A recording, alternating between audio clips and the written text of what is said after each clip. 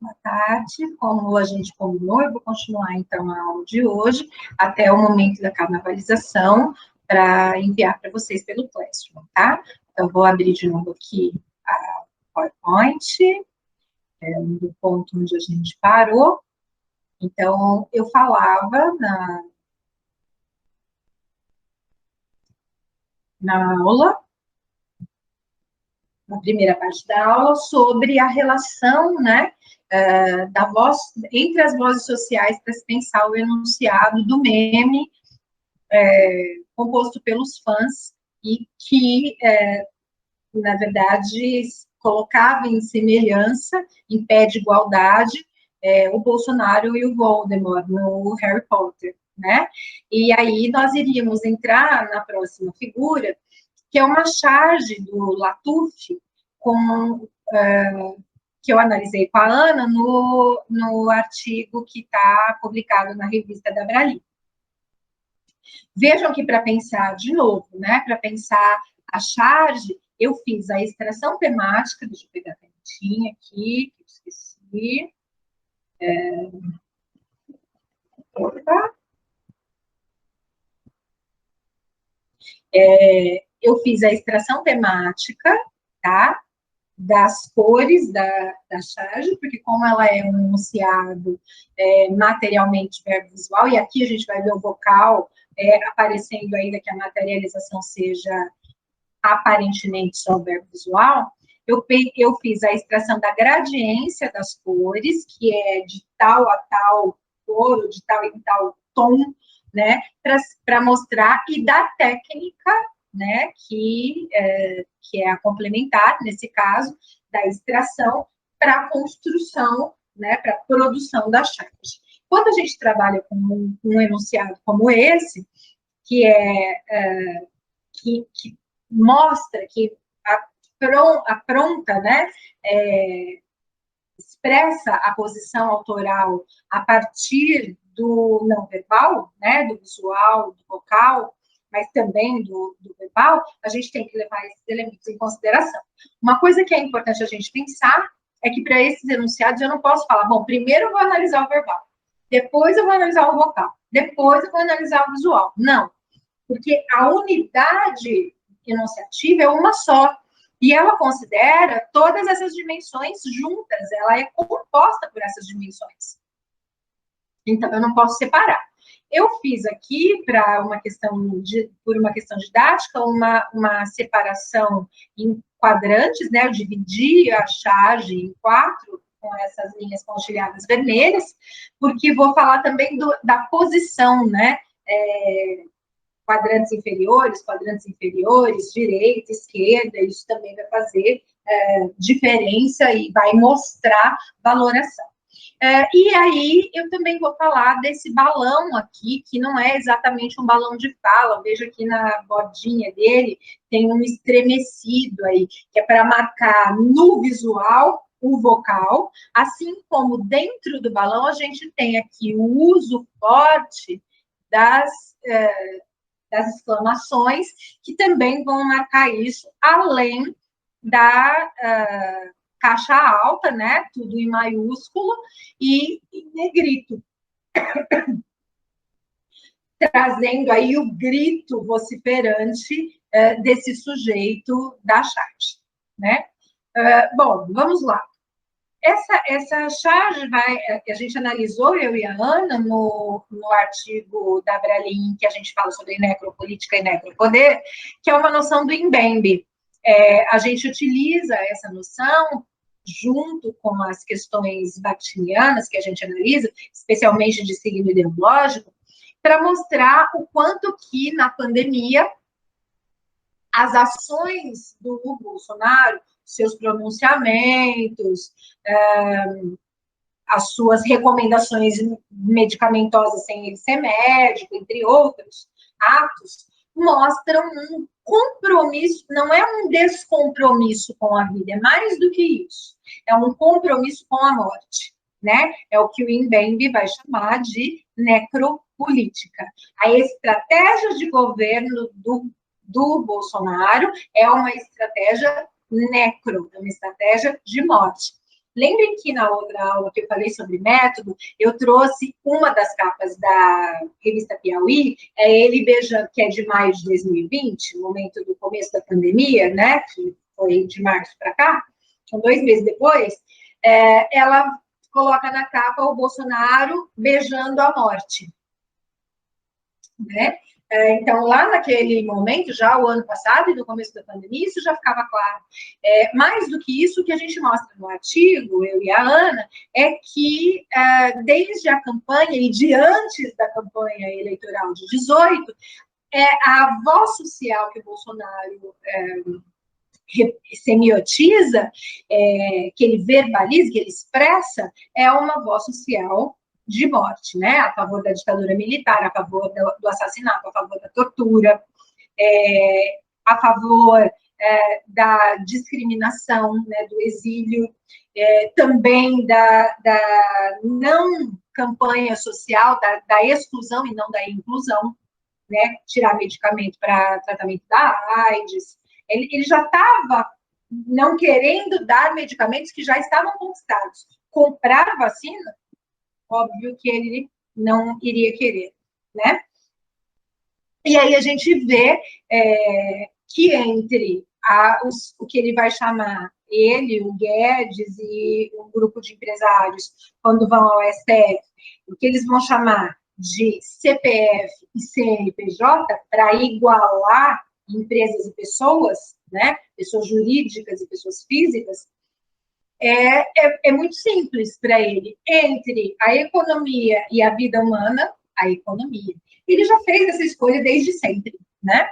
E isso fica marcado nessa charge do Latuf, em que ele mostra, por meio da inversão, o quanto que aquilo que ele diz, que o Bolsonaro diz no verbal, é ele que representa, né, a histeria, especificamente, e o quanto que é contraditório, mentiroso, falacioso, né?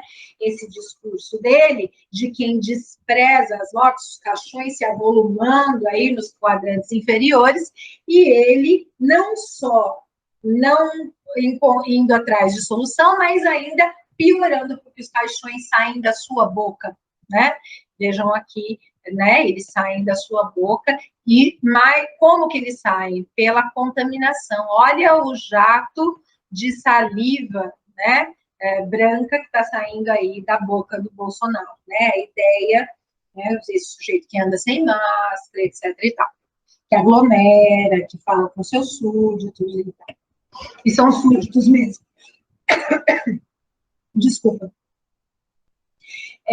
Nessa charge fica claro o posicionamento do Bolsonaro, ele está nos 2 quadrantes da direita da charge, ele está extremamente agigantado, olha o tamanho do alongamento do pescoço desse sujeito. Ele está prateado, acinzentado, como um doente também, mas aí não é doente de Covid, né? É doente do ser encolerizado, enraivecido, né? Olha o nariz que parece um focinho, a boca aberta, gritando, os olhos arregalados, a sobrancelha cerrada, né? Tudo isso vai expressando o tom do grito que vai aparecer no balão que aí está com as palavras histeria, gripezinha, resfriadinho, né? Que é a minimização da morte. Ele minimiza a vida humana. É interessante porque cada vez que ele abre a boca, então, se avolumam nos quadrantes inferiores, nos 2 de baixo, os caixões que saem da boca dele vão para baixo e vão se avolumando, se agigantando também de baixo para cima. A gente pode pensar na questão da infraestrutura e da superestrutura, que aqui está marcada. Bolsonaro semiotiza a superestrutura como alguém que se posiciona como governo, esse governo de direita, então, os 2 quadrantes da direita, da charge, né, e que grita, vocifera, sobre a Covid como algo menor, né? Inclusive o diminutivo aí, né? Gripezinha, resfriadinho, né? Esse inha, inho aí, que é pejorativo nesse caso, né? A gente tem no português do Brasil os diminutivos sendo usados ou para menosprezo, com um tom pejorativo, ou afetivo amoroso, né? O tom de intimidade, né? A Florinha, Lucinha, né? Que quando a gente conhece a pessoa. Mas nesse caso é pejorativo, obviamente, pelo menosprezo que tem esse discurso para com a epidemia, pandemia. E esses caixões que saem da superestrutura num movimento de ângulo aí, que é da vertical para a horizontal. Primeiro, a horizontalidade representada pela morte, a morte não escolhe quem tem dinheiro, quem não tem, quem é branco, quem é preto, quem é cor-de-rosa, azul, amarelo, não interessa, né? E então são todos iguais, os caixões são todos iguais, né? E são todos nivelados, horizontais, só que eles estão nos quadrantes inferiores, o que mostra o posicionamento do autor-criador, que revela, que denuncia, né, a tragicomicidade desse sujeito aí semiotizado, que é a caricatura do Bolsonaro, né? Veja que a utilização predominante das cores é muito importante, porque elas vão dos temas mais frios, prata, azul acinzentado, cinza e preto, para os tons mais quentes. Os tons mais frios estão nos quadrantes superiores, preto, e nos quadrantes da direita, como Bolsonaro, né? Plano de fundo, do céu, que está aí, né, do ambiente, que a gente não sabe exatamente qual é, está no quadro do fundo, e no primeiro plano. Esse sujeito, ele se agiganta tanto que ele escapa, ele sai do quadrante. Veja que a cabeça dele ultrapassa, né, a charge, o quadrante da charge. Então, é o tamanho, o agigantamento, não só do enfrentamento, do monstruoso, da raiva, do enfurecimento descontrolado, né? E aí ele vai falar do descontrole, da histeria dos outros, mas ele se apresenta como histérico, que na verdade o Latufio faz assim, né? E ao mesmo tempo, ele também se adoece com essa frieza, né? Essas cores frias que também mostram a desumanidade, a frieza do sujeito, o metal, né? A prata tem essa coisa de ser concreto, de ser metalizado, né? Então, é esse sujeito meio robô, e é esse olhar azul, que não é bem um azul celeste, ainda que ele se queira branco e porte atlético, né? E embaixo, os tons terrosos quentes, né? Os caixões não estão com uma madeira clara, por exemplo, né? Ou poderia ser outro tom de caixão, mas esses caixões estão com um tom terroso, que vai do salmão, telha, terra, até o marrom, quase vinho, porque com uma nota de vermelho, para dar essa quentura, né? E as cores quentes representam exatamente a vida. Então, a vida aí, contraditoriamente, é marcada pela morte, porque são as vidas humanas que são perdidas, né? Então, a charge vai mostrar na brincadeira, não, no trabalho que se tem com essa gradiência temática, com a escolha temática, com essa gradiência de cores, de um tom ao outro, do frio ao quente, do branco ao preto, do prata ao terra, né? Essa dicotomia entre o sujeito que diz o que diz e se porta como se porta, e as mortes acontecendo avolumadas. Esse trabalho é um trabalho que a gente chama de complementar. Quando a gente estuda cores, a gente começa a perceber que uma das formas é a dicotomia.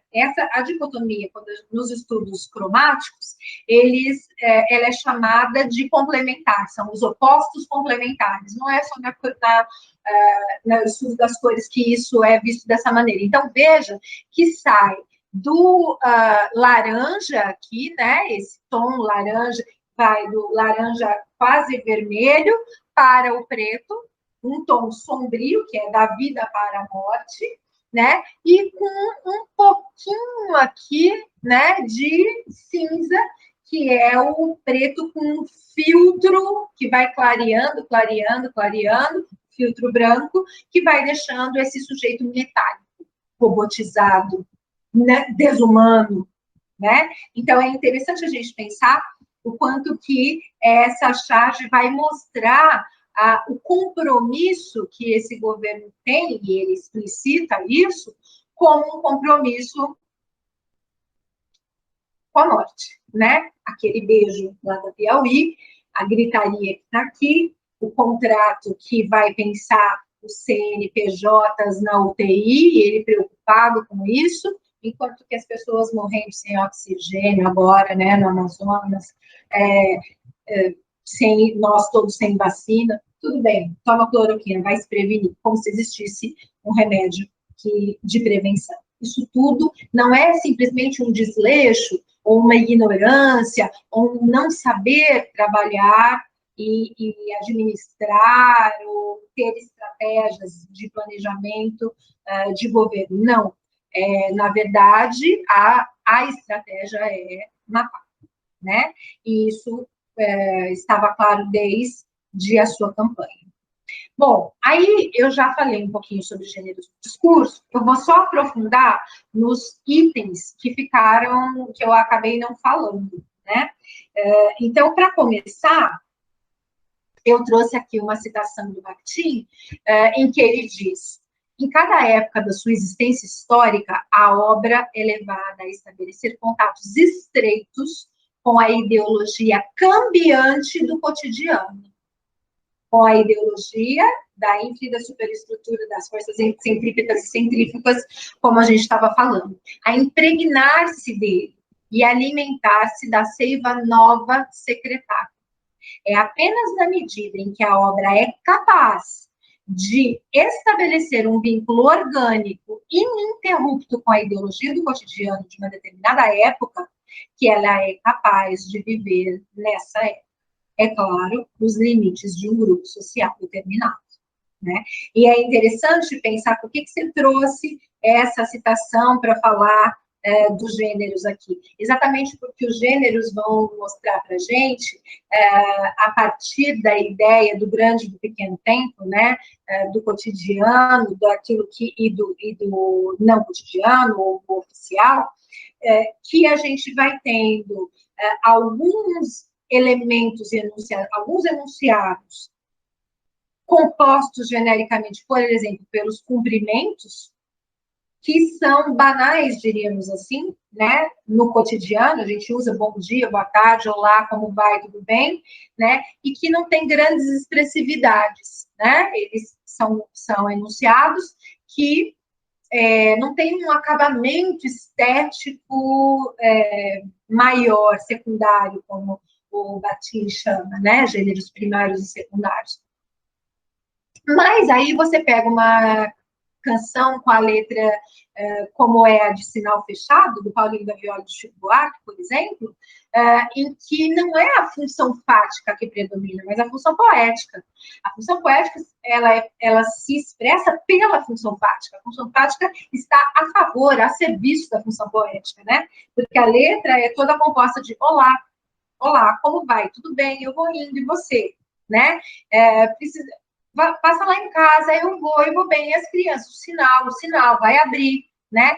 E não tem um tema, diríamos assim, sobre o qual esses dois sujeitos, em discurso direto ali, né? Em diálogo de discurso direto, face a face, fazem na letra da canção. No entanto, se a gente leva em consideração que esse enunciado foi composto na ditadura militar brasileira, né? Dos anos 60 e 70, e que não, em que não podia, a comunicação era proibida, né? A liberdade de expressão era algo inexistente, porque tudo era controlado, se passava, tinha muita censura, se passava a questão do AI-5, se passava por censura em todos os sentidos. As pessoas não podiam se abraçar na rua, né? Não era pela pandemia, mas pela censura política, né? Hoje pelos dois. E aí a gente percebe que a função fática ali, ela, aquilo que aparentemente mostra um não ter o que dizer, olá, oi, tudo bem, vai chover, pois é, vai chover, como vai? Eu também, você, eu tô indo também. Isso que parece que não é nada, que não tem, é só para manter contato, né, de fato, na verdade, mostra, revela, reflete e retrata as condições da prática social daquele momento histórico no Brasil, que era o de não poder falar. Então, se você não pode expressar, você nem tem assunto. Você vai falar qualquer, não sei o que é proibido, o que pode, o que não pode, o que é, e não só, não sei como você violentado por isso, né? Repreendido por isso. Então, é a função poética que se faz no o dizer é dito pelo não dito, né? A lacuna é que aí mostra, traz, reflete e retrata a significação da proibição, né? Então, é nesse sentido que a gente vai pensar o enunciado e o gênero como enraizados no solo social de cada época. E aí é importante a gente pensar essas questões, né? Para trazer, então, uma discussão, a gente já falou um pouquinho sobre texto e enunciado, sobre conteúdo temático, forma composicional e estilo. Vou retomar esses 3 itens, porque eles são importantes. Não porque a gente tem que decorá-los, eu vejo muita gente que... O que é gênero? Gênero é composto por forma composicional, conteúdo temático e estilo. Bonito, lindo, maravilhoso. Agora me diz o que isso significa, como isso funciona, analise isso num texto e a pessoa não sabe. Então, não é para decorar, mas é para compreender e saber como lidar com esses elementos, né? Então, quando a gente pensa nesses elementos, quando a gente fala do conteúdo temático, tema para batir não é tema assunto, tá? Então, por exemplo, se a gente tem um jornal ou um romance, e a gente vai pensar o conteúdo temático daquele romance, não é o assunto sobre o qual ele fala apenas, é também, claro, mas é mais do que isso, né? O conteúdo temático tem a ver com o tom que se fala, de que ponto de vista eu falo de determinada temática, com que entonação eu falo disso, de uma maneira mais aprofundada, mais pejorativa, mais positiva, mais irônica, mais bem-humorada, séria, isso tudo vai compondo o posicionamento arquitetônico do projeto de dizer autoral. Esse projeto de dizer, ele é importante, ele está aqui, ó, é o que eu quero com o enunciado que eu produzo. Como eu vou fazer, então, esse enunciado? A forma composicional é o como, né? E aí a escolha, inclusive, genérica faz parte do como também, não só, mas também, né? Então, que veículo, que suporte eu vou usar, né? Que gênero melhor expressa o que eu quero dizer, né? E o estilo. Todo gênero tem o seu estilo. Então, por exemplo, um BO, um boletim de ocorrência, ou a linguagem, um juridiquês, né, do direito, tem um estilo muito mais denotativo, pragmático, às vezes fragmentado, né, o uso das vírgulas e das pontuações do ponto final em demasia. Então, o gênero tem o seu estilo, né? No entanto, a gente também tem o estilo autoral, sobre o qual também já falamos, né? Que é a assinatura autoral, né? A marca do autor, como ele se faz, é a sua voz, é o seu jeito. Então, você vê dentre vários textos, e você, textos não só verbais, né? Dentre diversos enunciados, e você consegue identificar. Nossa, isso é fulano, isso é Machado, como eu tinha dito na aula, né? Eu, por exemplo, adoro música mineira, e adoro o Clube da Esquina. Então, quando eu ouço a introdução de uma canção eu falo, putz, isso é Milton Nascimento, isso é Loborges, isso é Beto Guedes, né? Então, eu sei que tem estilo, tem a marca ali, identitária do Clube da Esquina, e quando não é Clube da Esquina, eu falo, é inspirado no Clube da Esquina. E aí, quando eu vou procurar sobre, batata, né? Então, por quê? Porque eu sou demais? Não, porque o enunciado tem essa ele traz essa marca. E a gente precisa analisar essa marca, o que isso significa. A pergunta que a gente sempre faz é: o que isso significa? Qual a significação disso? Por que isso? Por que a tomada é de fora para dentro, de dentro para fora, na direita à esquerda, de baixo em cima? Por que essas cores? Por que essa música? Por que esse tom? Por que esse balão? Por que negrito? Qual é a significação? O que isso significa? É a busca do sentido, né? Os gêneros, eles se constroem nas esferas de atividade. Então, a esfera publicitária, por exemplo, midiática, a gente vai ter controvérsias, não há um consenso com relação a isso. A esfera da educação, ou escolar, ou como preferir chamar assim, a gente vai tendo, então, nas esferas de atividades que os enunciados circulam e os gêneros se formam. Tá? O que dá para a gente pensar é a construção das vozes que vão além do sujeito como indivíduo, mas das sociedades e do plano cultural, né? Não é à toa que a gente tem vários estudiosos bakhtinianos que são do campo das teorias culturais, tá? Os gêneros são marcados, eles são construídos, eles se estruturam por elementos linguísticos, mas não só por elementos linguísticos, porque eles são muito mais do que estrutura, né? Por elementos da linguagem em geral, né? Então, quando a gente pensa o visual, o sonoro, o vocal, né? E eles são relativamente estáveis. Eu vou, de novo, além de ter deixado aqui em maiúsculo e ter enfatizado na outra aula, vou enfatizar de novo essa relatividade. Por quê? Porque se a gente cai na estabilidade por completo, a gente cai numa rede que nos aprisiona, e aí a gente cai nas fórmulas prontas, na mentalidade quadradinha, de colocar as coisas na classificação das caixinhas. Não é isso que a gente quer, não é isso que propõe o círculo bakhtiniano, mas muitas das vezes é isso que a gente encontra, por exemplo, na educação. Eu vou deixar aqui para vocês um link da live do Faraco, do webinário do Café Letras, em que ele fala sobre gêneros na educação. Eu vou deixar também o link da live do Luciano Bidon, do Café com Tapioca, em que ele também fala sobre isso, e vou também deixar a live da Maria Inês, do Café com Tapioca também, sobre gêneros na educação, e ainda os links de 3 artigos que eu escrevi, um com a Jéssica, que está na Letras e Línguas, não, está na Linguagens, um com a Raquel, que está na Letras e Línguas, e um com a Josiane, que está no prelo para sair pela Desenredo, já aprovado, a gente já está esperando sair. Eu vou colocar os 3 links aqui, para que vocês também leiam lá algumas questões sobre gêneros e como trabalhar com gêneros na escola, se é produtivo ou não, quais as dificuldades, o que a gente ganha, o que a gente perde, para a gente pensar junto, na verdade, essas questões, mas nunca sair de um polo, que é da caixinha, e nem do outro polo, que é vale tudo, porque não é assim.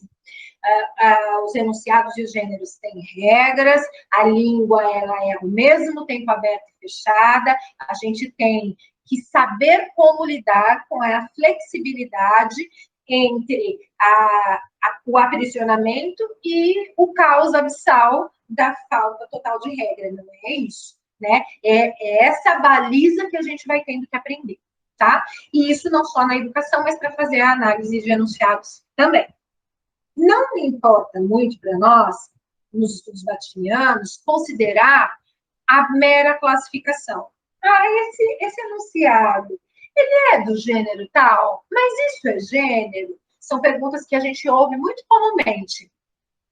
Se essas perguntas forem fundamentais para o estudo, a análise, a pesquisa que se faz, a gente tem que respondê-las. Elas são, então, perguntas capitais, caras para estudo X.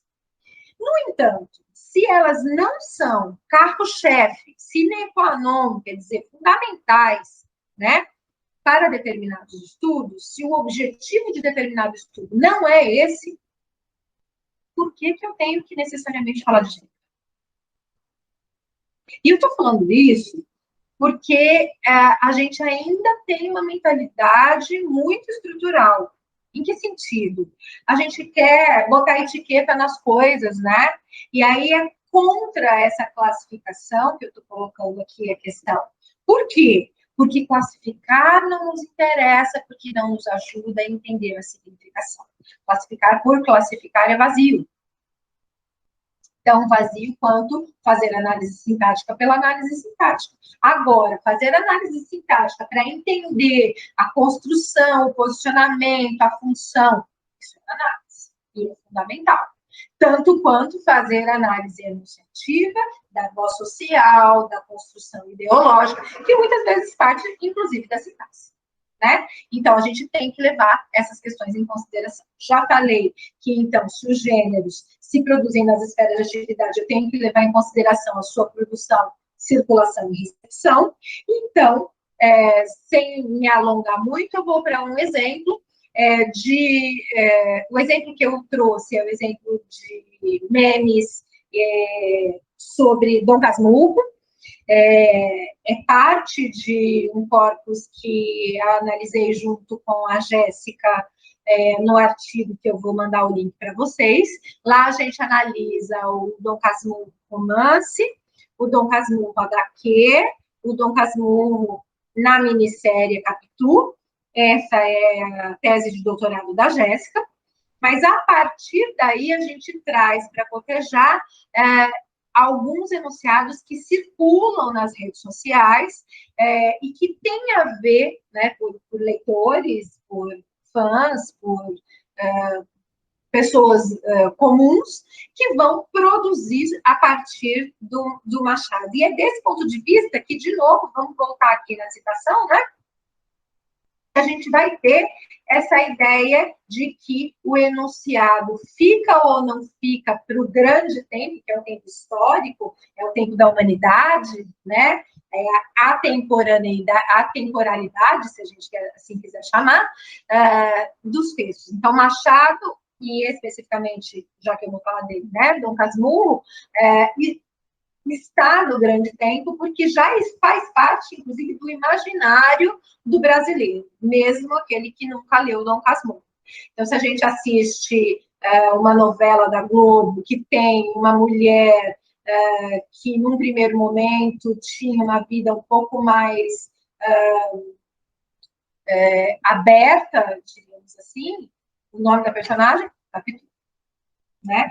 E aí, a escolha do nome para essa personagem com essa característica, ela é valorativa também, ela mostra o posicionamento do autor-criador do enredo, da novela, né, do enunciado, que vai, de alguma forma, dizer o que pensa sobre essa personagem ao fazer isso, ao caracterizar uma outra personagem com o mesmo nome. Aqui a gente também vai ver o posicionamento de cada um dos sujeitos em cada um dos posts que eu trouxe aqui e que a gente tirou a maioria do Facebook, né? Deixa eu só ver se tem algum que não é do Facebook. Não, todos do Facebook, tá? O primeiro que está aí, que chama meme, é o meme teste de DNA, esse, o nome dele é teste de DNA, a gente tirou do vestibular da depressão. E aí, veja, é alguém que escreve numa página do Facebook chamada Vestibular da Depressão, portanto, para um público específico que vai prestar vestibular, que é o jovem que estudou já Machado de Assis e que deve ter passado pela leitura e pela discussão de Dom Casmurro, que esse post, é a esse sujeito que esse post se direciona, né? Vejam que é uma espécie de charge também, em que tem 3 pessoas no banco, a mulher está no meio de 2 homens, com um bebê no colo. Se ela não tivesse com um bebê no colo, a gente até poderia pensar em Dona Flor e seus 2 maridos.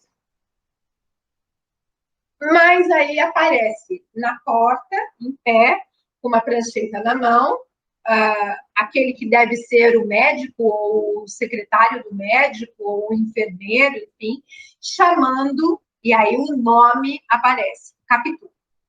E os 3 olhando para essa porta, com, acima da cabeça deles, a placa teste de DNA. Né? Essa charge, ela já mostra para nós o posicionamento autoral da ambiguidade do autor-criador da charge. Por quê? Porque não sabe. Não dá para saber. Traiu ou não traiu? O que está em voga é a tal da pergunta: traiu ou não traiu Bentinho? Que não é a pergunta mais importante do livro. Né? A importância do texto do Dom Casmurro é exatamente a ambiguidade. A gente não pode esquecer que o foco narrativo é em primeira pessoa, que o narrador é um pseudo-autor, e ele é um narrador-personagem, então ele fala do ponto de vista dele sobre as coisas, que a Capitu não tem voz. Quando ela tem voz, a voz é a que ele atribui a ela, né? E que existe também uma espécie de ciúmes, diríamos assim, da Capitu com o Escobar. Então também há uma outra ambiguidade aí, que é a ambiguidade de gênero aparecendo lá no livro de 1800 e tralalá, do Machado de Assis, né? Então, veja, não é para a gente falar de questões de gênero, né? Tem um povo aí que diz que não é para falar. Eu falo porque faz parte da vida, não dá para me apartar disso, e isso aparece no texto, né? Então, veja que a questão da ambiguidade aparece. Mas como ela aparece aí? A partir da pergunta, traiu ou não traiu? Afinal, traiu ou não traiu? Só dá para saber se fizer o teste de DNA. É isso que está sendo aí respondido por esse enunciado, que, como a gente viu, é sempre responsivo, né? O outro, por sua vez, da figura 5 que está aqui, coloca o Dom Casmurro com uma figura que é aquele come-come do jogo de videogame, né? E que está aí semiotizado da maneira que está composto, né? Muito diretamente relacionado com aquele livro A Parte que Falta, né? Então, esse novo meme, chamado de meme, né? Também tem esse nome, A Parte que Falta. Para aqueles que não leram A Parte que Falta, com o título dá para saber, dá para sacar esse diálogo bem presente aí, bem forte. Se eu quisesse usar Estevão, eu até chamaria esse intertexto, né?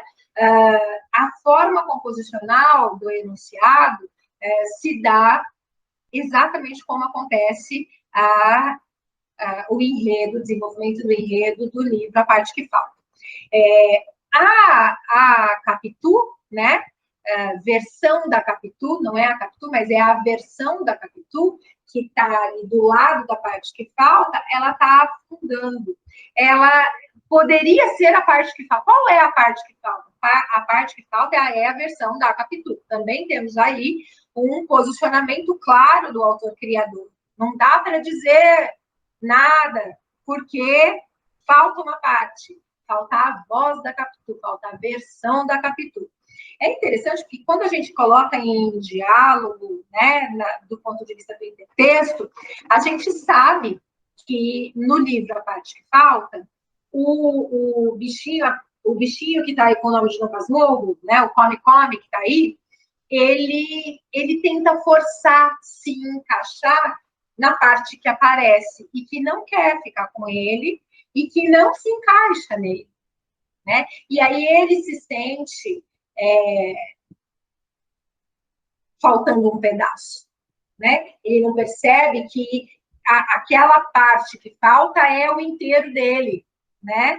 E isso é muito interessante a gente pensar que isso é transposto aqui nesse enunciado e é nomeado pelo Dom Casmurro, né? O Dom Casmurro também não se apercebe que o aparente ciúme ou a aparente traição, ou a culpabilidade que ele imputa na Capitu, talvez seja dele, né? A parte que falta é a inteireza dele, né? Tanto lá a parte que falta, quanto aqui na charge. E para esse autor criador, que a gente não sabe quem é, anônimo, isso aparece em Dom Casmurro. Essa é a leitura, é o posicionamento, né, desse autor criador quando faz esse post respondendo, né, aí ao romance do Machado. A sexta figura, né, que também ficou famoso, virou meme, né, é verdade esse bilhete, feito por um menininho que escreveu para a mãe dele um bilhete como se fosse a professora, e aí dizendo assim, amanhã não tem aula, assinado professora, PS, é verdade esse bilhete. E aí o PS revelou quem ele era, né? Era uma criança, né? E não se apercebeu do seu próprio ato falho. E aí isso viralizou nas redes sociais, com muitas críticas, com muito humor, com muita irreverência, por muitos relacionado a muitas temáticas e em muitas esferas. E aí, também não ficou de fora o Dom Casmurro. Então, no bilhete feito pelo autor criador da página Leitura Teca, veja os lugares de onde tiramos esses posts, né? Vestibular da Depressão, Leitura Teca, são páginas de certa, com público muito direcionado, né? Típica de quem está vivendo aquela situação do vestibular, da leitura, da transição do ensino médio para a universidade, do estudo, isso é importante. Né? No bilhete está assim, Bentinho, eu te traí, assinado Capitu. PS, é verdade esse bilhete. Né? Então, é a mesma, a sacada é muito importante, porque o autor criador utiliza a mesma estrutura do menininho para fazer exatamente o ato falho que o menino faz. O posicionamento desse autor criador é, clara, explicitamente a favor da Capitu, de que a Capitu não traiu o Bentinho, porque ele coloca a voz da Capitu como a voz de quem afirma que traiu, mas essa afirmação é uma negação, porque essa afirmação tem o contrário, né, no PS, tem a inversão ocorrendo aí no PS. É muito interessante da gente ver. E a última que está aqui é a da Litera também, que é uma outra página do Facebook, também voltada para esse mesmo público, ensino médio, ensino universitário, e ela também dialoga, ela responde ao Dom Casmurro, do Machado, e ela também dialoga com uma letra de uma canção sertaneja, né, que ficou aí, que circulou por um tempo, especialmente em 2019. Veja que todos eles são da mesma época, nós tiramos todos eles do Facebook de 2019, tá? Então, na primeira, o que é feito? Olha que interessante isso. Eles pegam, o autor-criador pega 2 fotogramas de 2 cenas da minissérie Capitu,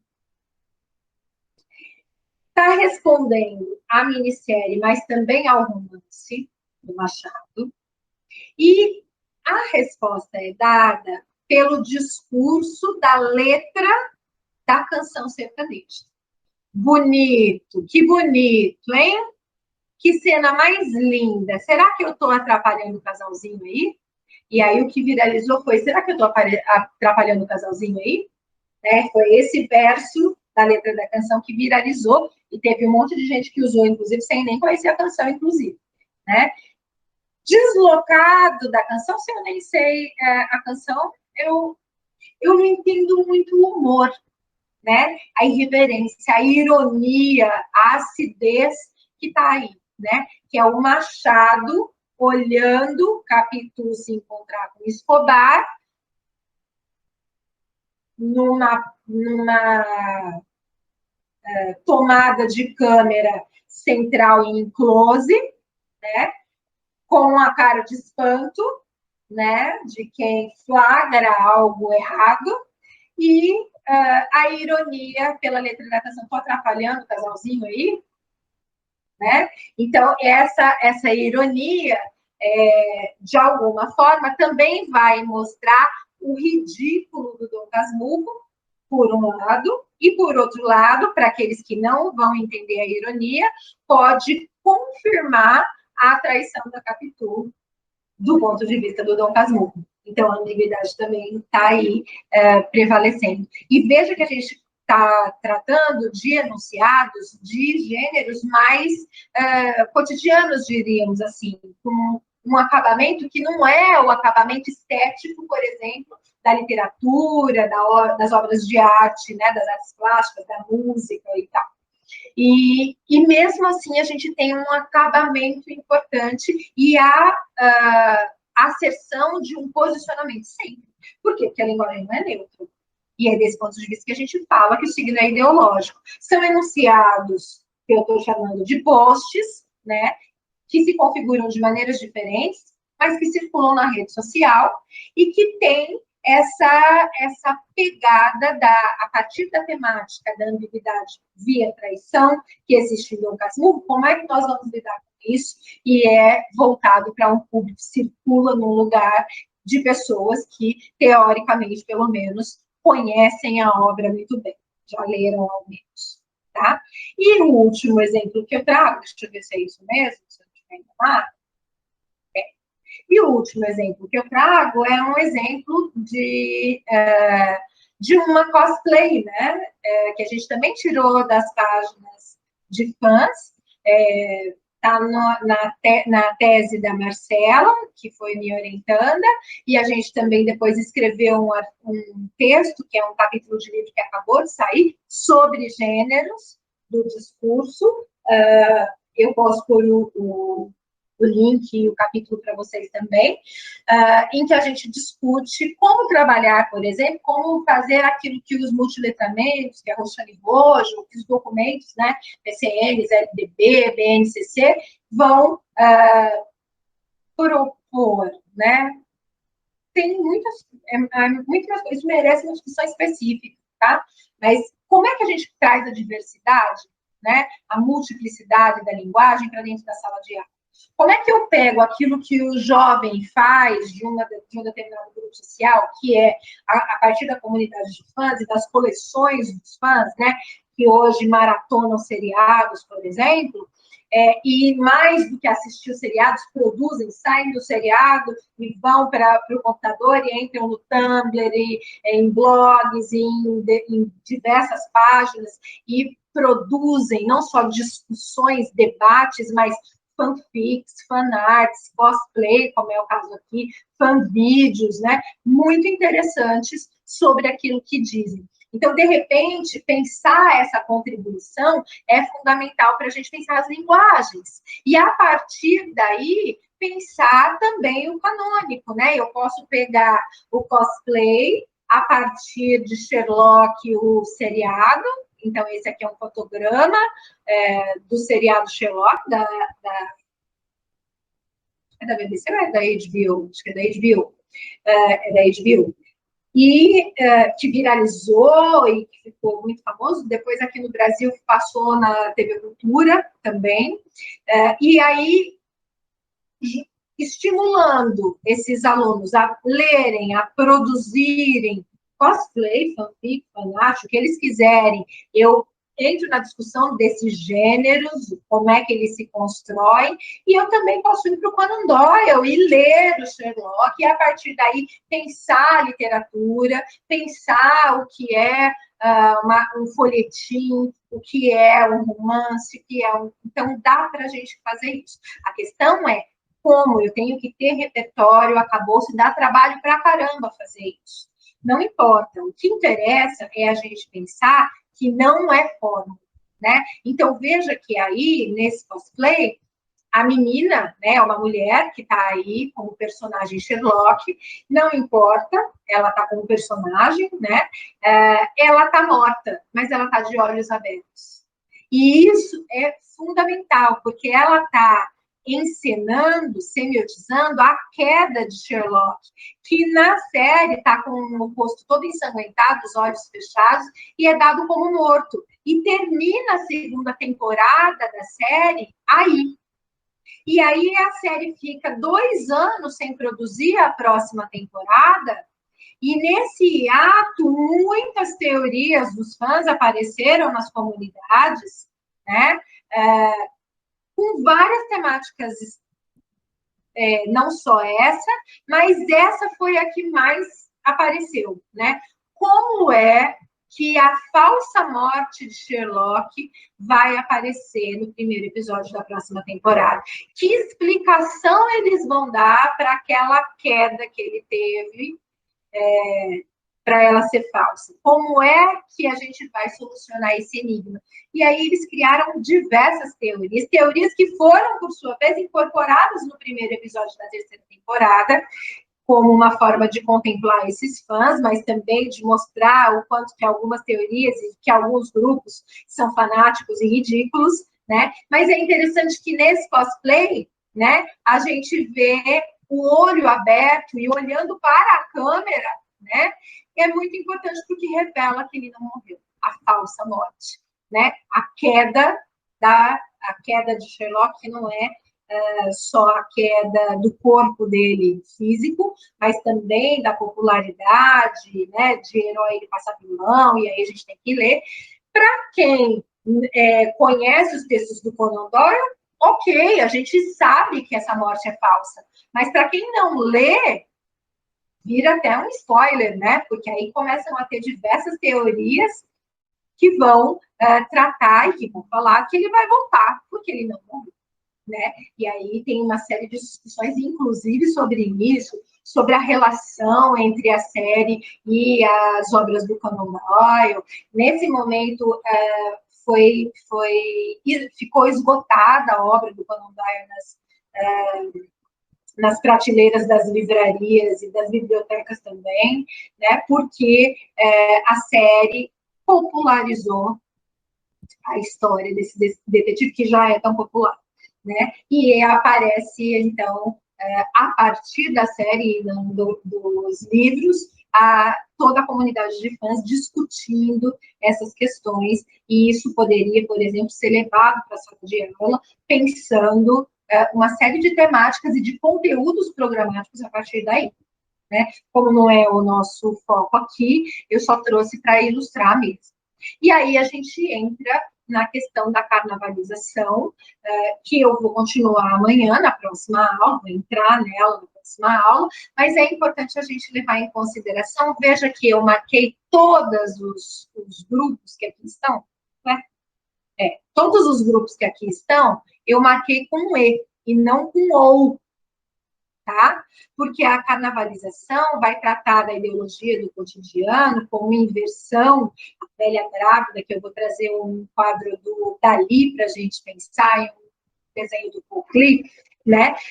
E aí o Bakhtin vai falar disso a partir de Rabelais, né? Vai mostrar o quanto que a inversão da superestrutura pela infraestrutura, da hegemonia das forças centrípetas pela pluralidade das forças centrípetas, da ideologia oficial pela ideologia do cotidiano, e isso é feito, segundo Bakhtin, no processo de carnavalização, pela troca da seriedade racional da tradição, do mental racional, do alto extrato corpóreo, pelo riso, que a Beth vai estudar a ironia em perspectiva polifônica a partir do Bakhtin, né?